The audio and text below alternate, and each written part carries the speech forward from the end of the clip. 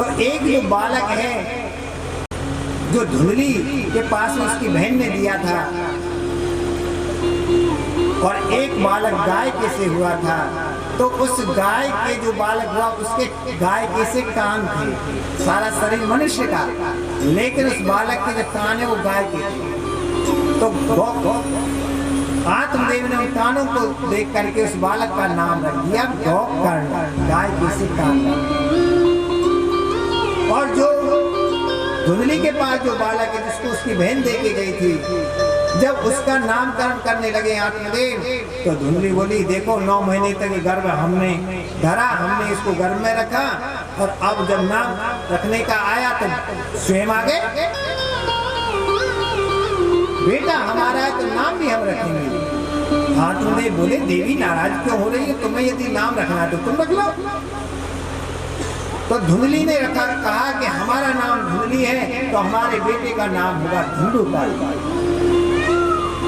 नामकरण हो गया।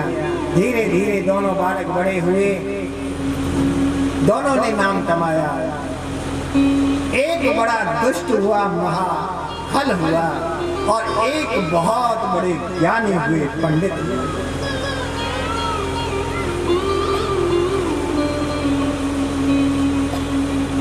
समय व्यतीत हुआ। धुंधुकारी इतना दुष्ट था कि छोटे छोटे बच्चों को खेलते हुए देखता, पास में जाता, उन बच्चों को लेता और धड़ाम से कुएं में डाल देता। कहीं मुर्दा दिखाई दे रहा है, जा रहा है, तो उसके जो पिंड होते हैं उनको लेता, उनको लेकर के उस अन्न को खा जाता, हिंसा करता, जीवों को मार करके लाता। जब तक गांव में झगड़ा ना कर दे तब तक उसको चैन नहीं पड़ता था। अब तो आत्मदेव के पास में चारों तरफ से उस धुंधुकारी की शिकायतें आने लगी, और एक दिन तो ऐसी स्थिति हो गई कि आत्मदेव जी दुखी हो गए और सोचने लगे कि ऐसे नालायक बेटे से तो ये अच्छा था कि मेरे घर में कोई संतान ही नहीं, बड़ा दुष्ट है, इससे तो अच्छा था कि घर में संतान ना हो। अरे भैया, यदि घर में कुपुत्र हो जाए तो घर को नरक बना देता है। यदि घर में संतान नहीं है तो यही तो दुख होता है, भाई हमारे कुछ है नहीं। ठाकुर जी को मान लो, गोपाल जी को अपना बेटा मान लो, उससे संबंध जोड़ लो, भगवान से कोई भी संबंध बना लो। यदि आप उनको बेटा बनाना है, बेटा बना लो, दोस्त बनाना है, दोस्त बना लो, भैया बनाना है, भैया बना लो, गुरु बनाना है, गुरु बना लो, माँ बाप बनाना है, माँ बाप बना लो, पति बना लो, कुछ भी तो दोस्त बनाओ, कुछ भी तो बना लो, भगवान वही बन जाते हैं। और हमने संसार में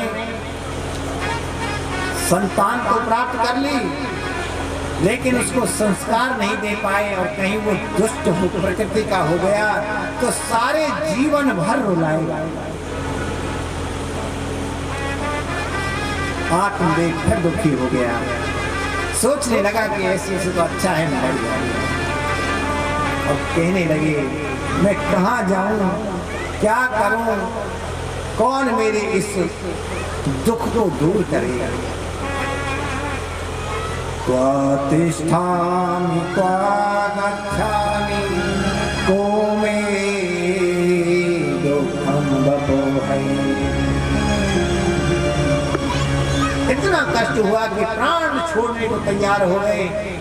गोकर्ण जी देख रहे थे कि पिताजी दुखी हैं, पास में आ गए। पिताजी क्या बात है, आप क्यों दुखी हैं? सारी बात बताई। बेटा गोकर्ण तू देख रहा है, इस धुंधुकारी ने घर को नर्क बना दिया, घर में कुछ भी नहीं छोड़ा, इसने सारे बर्तन भांडे सब बेच खाए, जुआ खेलता है, शराब पीता है, घर में कुछ नहीं। इसके आचरण से मैं दुखी हो गया। अब मैं कहाँ जाऊं, क्या करूं, मुझे कोई मार्ग सूझ नहीं रहा है। गोकर्ण ने बिठाया, पिताजी आप दुखी हैं, आप ही दुखी नहीं है संसार में। देवराज जो इंद्र है ना, वो भी दुखी है, वो तो देवताओं का राजा है, उसको भी सुख नहीं है। नाचेन्द्रस्य सुखम किंचिन ना सुखम चक्रवर्तिना। ना इंद्र को सुख है, ना चक्रवर्ती सम्राट राजा को सुख है। यदि सुख है तो पिताजी एकमात्र सुखमस्ति विरक्तस्य मुनिरेकांत जीवनम्। यदि सुख है तो जो मुनि है, जो एकांत में वास करते हैं, उन संत महापुरुषों को सुख है पिताजी। कौन किसका बेटा, कौन किसका पिता, ये तो एक मोह है, एक ममता है। इस मोह ममता की रस्सी से ये संसार जकड़ा हुआ है, संबंध मान रखा है। कौन किसका है? कोई किसी का नहीं। जब तक इस संसार में जिससे जिसका संबंध सद रहा है, तब तक ही वो अपना है। और जिस दिन उनका स्वार्थ सदना बंद हो जाए, मतलब निकल जाए, कोई किसी का नहीं है। कितने लोग अपने माता पिता की सेवा कर रहे हैं, कोई किसी का नहीं है पिताजी। छोड़ो संसार को। और गोकर्ण जी महाराज ने 2 श्लोकों में ज्ञान दे दिया, इसको गोकर्ण गीता कहते हैं। देहे अस्ति मास रुधिरे अभिमतिं तजत्वं जाया सुतादिषु सदा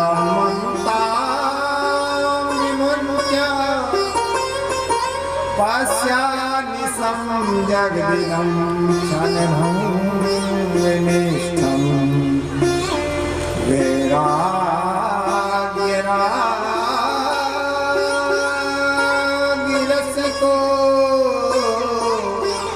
भरभक्तिनिष्ठं परमं भजास्व सततं त्यज धर्मोक धर्मा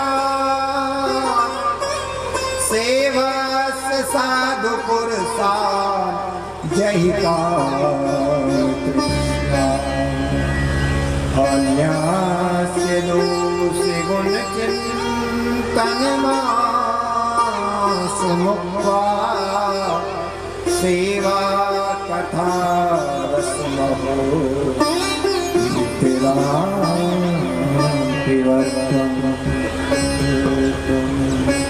पिताजी। देह अस्ति मास रुधिरे मतिं तजत्वम्। ये जो शरीर है ना, इस संसार में जीव को बांधने की 2 रस्सियां हैं। एक है अहमता, एक है ममता। अहमता होती है इस शरीर में कि ये मेरा शरीर है, मैं हूं। जिसने अपने शरीर को मैं मान रखा है, ये अहंता हो गई। एक सिंहासन चढ़ चला, एक बांधा जाए जंजीर। जाएंगे सब लोग, जाना सबको है। कोई सिंहासन पर चढ़ के जाता है, कोई भगवान के विमान में बैठ करके भगवान के धाम को जाता है, और कोई यमराज के दूतों की यमपास में बंद करके यम सो हरि को जात पात पूछे नहीं कोई। अरे जाओ, जो भगवान को अपना मानता है, भगवान का जो भजन करता है, वो भगवान के धाम को जाता है। इसलिए पिताजी भगवान का भजन करो, यही धर्म है। अन्य धर्मों को त्याग दो, बस भगवान की भक्ति करो, यही सबसे बड़ा धर्म है। धर्मं भजस्व सततं तज लोक धर्मान् सेवस्य साधु पुरुषान् देहिका। साधु पुरुषों का संग करो, सत्संग करो पिताजी। जब संतों के चरणों में जाकर के बैठोगे तो उनसे सत्संग मिलेगा, और जब सत्संग मिलेगा तो विवेक प्राप्त होगा, और विवेक जब प्राप्त होगा तब आप भगवान के मार्ग पर आगे प्रशस्त हो बढ़ो। इसलिए सत्संग करो, संतों की शरण में जाओ। सत्संग करने से जो काम आदि जो तृष्णा है वो अपने आप छूट जाएंगी। ज्ञान और वैराग्य तुम्हें प्राप्त हो जाएगा, वो विवेक आपको प्राप्त हो जाएगा।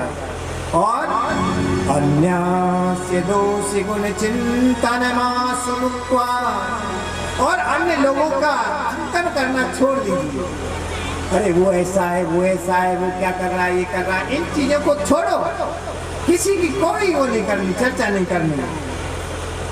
और बस सेवा कथा रसमहो नितेरा विभक्तम, ये जीवन रहेगा तो कुछ ना कुछ कर्म तो करेंगे भाई।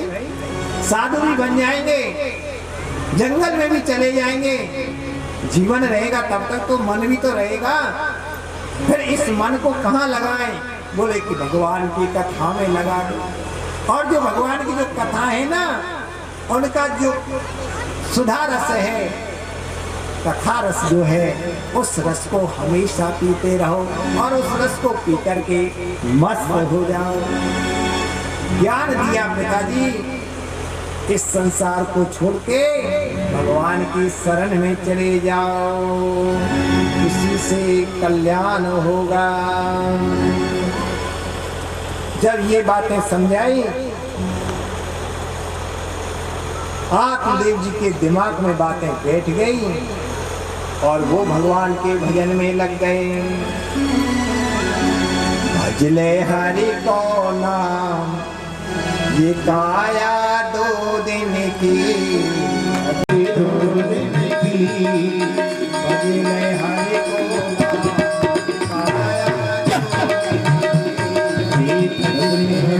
को नाम, ये काया 2 दिन की। भजले हरि को नाम, ये काया 2 दिन की।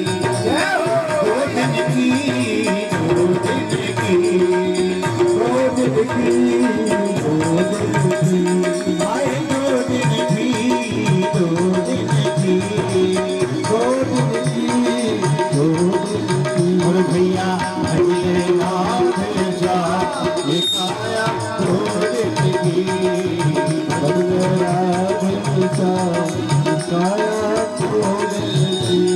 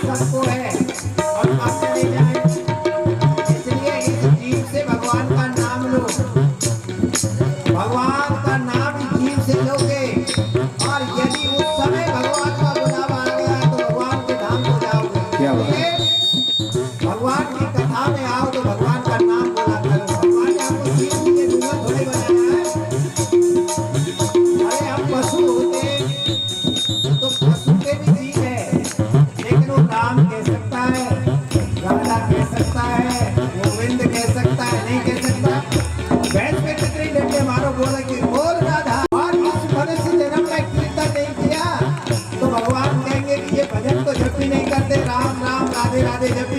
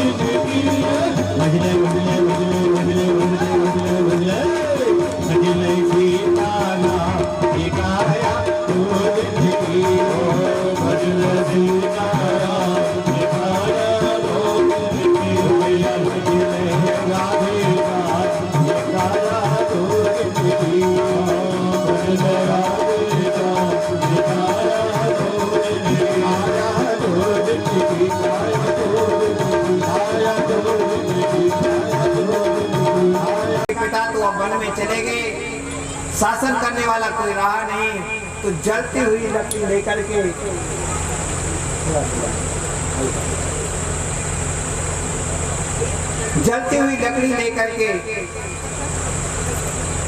और अपनी माँ धुलनी के पास आए।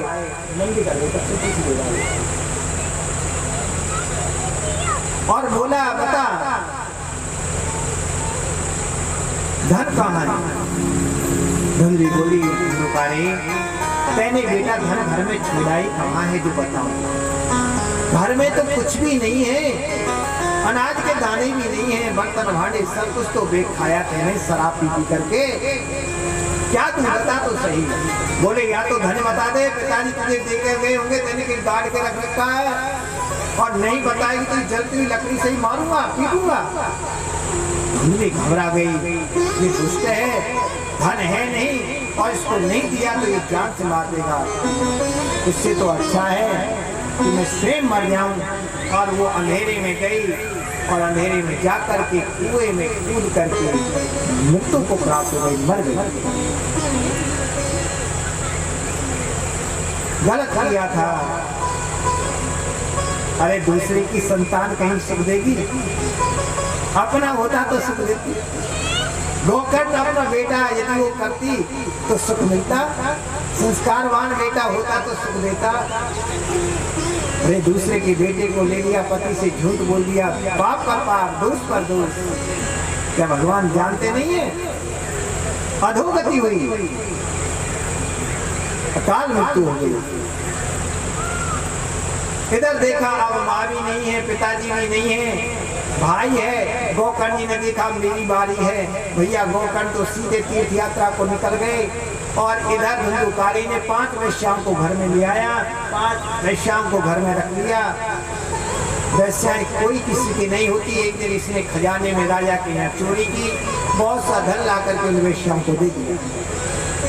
और वैश्याओं ने देखा कि इतना धन लेके आया है, राजा के कर्मचारी इसको पकड़ लेंगे, इसको मृत्यु दंड मिलेगा, और जब पिटाई होगी तो हो सकता है ये हमारा भी नाम बता दे। तो क्यों ना इसको मरना तो एक न एक दिन है ही, हम ही मार लेंगे, ये धन तो हमारे पास बना रहेगा। धुंधुकारी को शराब पिलाई, हटिया में डाल दिया, रस्सियों से जकड़ दिया और गला दबा करके वो वैश्या उसको मारने लगी। लेकिन दुष्ट था, चिल्लाने लगा। वैश्या सोचने लगी यदि रौड़ आवाज करेगा, चिल्लाएगा तो लोगों को पता चल जाएगा। वहां पर अंगारे दहक रहे थे चूल्हे में।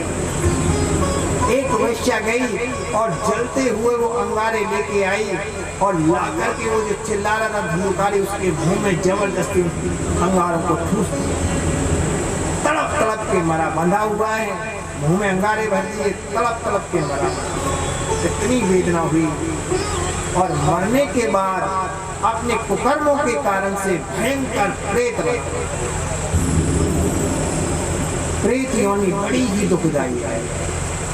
भूत प्रेत जो होते हैं ना, भूत जो होते हैं, भूतों की कुछ पिटाई होती है, लेकिन प्रेतों का शरीर वायु का होता है। वो एक क्षण कहीं बैठ नहीं सकते, रुक नहीं सकते, क्योंकि हवा जिधर के आएगी उधर ही भागना पड़ता है। उनके मुख होता नहीं है, सुई जैसी छिद्र होता है ना सुई का, ऐसा उनका छिद्र होता है। वायु ही पीते रहते हैं, कुछ खाते पीते नहीं सकते। बहुत यात्रा मिलती है प्रेत योनि में। इधर जब पता चला गोकर्ण जी को मेरी भाई की मृत्यु हो गई, गया जी में गए, वहाँ उनका श्राद्ध वगैरह किया, लौट करके आए तीर्थ यात्रा करके। जब अपने घर में पहुंचे तो रात्रि के समय जब गोकर्ण जी सो रहे थे तो सुनसान घर पड़ा था।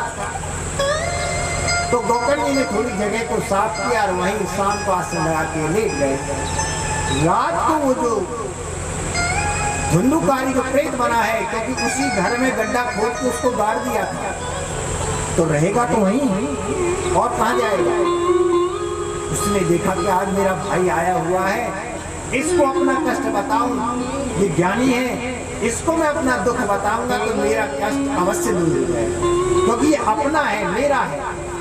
कोई दूसरे को जाके बताऊंगा थोड़े ही मेरा दुख दूर करेगा, वो तो किसी साने के पास जाकर उसको बोतल में बंद करवा देगा। दुख कष्ट दूर नहीं करेगा, उसको और बंद करवा देगा, अपना ही उसके कष्ट को दूर कराएगा। सब आ गया उसके सामने, गोकर्ण जी के सामने धुंधुकारी वेश बदल करके भेड़ बन के आया। गोकर्ण ने देखा या भेड़ कैसे आ गए। जब देखा ये भेड़ है तो थोड़ी सी देर में वो तो दूसरा रूप बना लिया, हाथी बन गया। देखा ये हाथी कभी अग्नि के रूप में हो गया और लास्ट में तो वो एक पुरुष के रूप में प्रकट हो गया और जोर जोर से रोने लगा। गोकर्ण जी महाराज समझ गए ये कोई अधोगति को प्राप्त जीव है, तो कौन है बता, बोल नहीं पाया। गोकर्ण जी महाराज ने उसी समय जल लिया हाथ में, उसको अभिमंत्रित किया और लेकर के जल छिड़क दिया, बोलने की सामर्थ आई।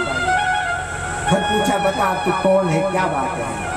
बोले भैया मैं तेरा बड़ा भाई धुंधुकारी हूँ और मैं अपने कर्मों से भयंकर प्रेत बन गया हूँ, मुझे बहुत कष्ट है। गोकर्ण जी बोले भैया मैंने तेरे मृत्यु का जब समाचार सुना तो मैंने गया जी में तुम्हारा पिंडदान कर दिया था, फिर तुम्हारी मुक्ति क्यों नहीं हुई। बोले भैया यदि छोटा मोटा कोई पापी होता, कोई प्रेत होता तो उसकी मुक्ति हो जाती, लेकिन हम बहुत उच्च कोटि के प्रेत हैं। हम ब्राह्मण शरीर है हमारा और हम ब्राह्मण शरीर योनि के प्रेत हैं। यदि भैया तुम गया जी में जाकर के 100 पिंडदान भी करोगे तब भी मेरी मुक्ति होने की नहीं। बोले फिर तेरी मुक्ति का उपाय। बोले भैया वो तो तुम ही जानो, लेकिन मुझे बहुत कष्ट है, मेरे दुख को दूर करो। बोले भैया ठीक है, तू अब रात का समय तो अपने स्थान पर चला जा, मैं सवेरे सोचूंगा तेरे उसके दुख को दूर करने का उपाय जानूंगा। सवेरे हुआ, सभी विद्वानों को बुलाया, बताया भाई ऐसे ऐसी बात है, मेरे भाई को बड़ा कष्ट है प्रेत योनि में, क्या किया जाए। तो किसी ने कुछ कहा, किसी ने कुछ कहा, कोई निर्णय नहीं हुआ। तो गोकर्ण जी तो बड़े विद्वान थे, तेजस्वी थे, उन्होंने जल लिया, सूर्य भगवान को अर्घ दे करके और सूर्य भगवान की गति को रोक दिया। सूर्य भगवान का रथ खड़ा हो गया, प्रार्थना की, हे प्रभु, हे जगत साक्षी, तोभ्यम नमो जगत साक्षी, ब्रूहि मे मुक्ति हेतुकम। हे जगत के साक्षी प्रभु, मेरे भाई की मुक्ति का कोई उपाय सुझाओ। तो सूर्य भगवान ने कहा, हे गोकर्ण, श्रीमद् भागवतान मुक्ति सप्ताहम वाचनम कुरु। तुम भागवत जी का जो सप्ताह पारायण है उसको करो, उसके निमित्त से उसका उद्धार हो। ये परंपरा अभी से चली आ रही है। जब ये भगवान सूर्य ने आदेश दिया तो गोकर्ण जी महाराज ने अपने भाई धुंधुकारी के निमित्त भागवत की कथा की। जब कथा का आयोजन किया तो बहुत बड़ा जन समुदाय इकट्ठे हो गया, बहुत भीड़ हुई। गोकर्ण जी का भी आह्वान किया, लेकिन वो तो वायु रूप है, हवा इधर चली तो इधर चला जाए, इधर से आए तो इधर चला जाए, कथा नहीं सुन पाए। उसी समय उसने क्या देखा कि एक बांस, 7 ग्रंथि का बांस था, उस बांस में एक छिद्र था। धुंधुकारी उस बांस के छिद्र में घुस गया और वहां बैठ करके उसने कथा सुनी। बड़े मनन के साथ में एकाग्र मन होकर के कथा सुनता, तो कथा पूरी हो जाती तो फिर उसका चिंतन करता कि आज